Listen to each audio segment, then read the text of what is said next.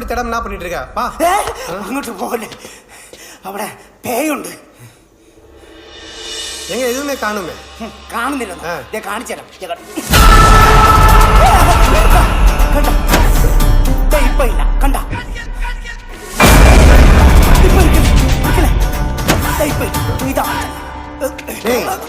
பிறவி பைத்தியம். அதான் லைட் போட்டா பேய் இல்லல்ல, அப்புறம் அது கூட ஐஸ் பாய் விளையாடிட்டு இருக்க. போடா.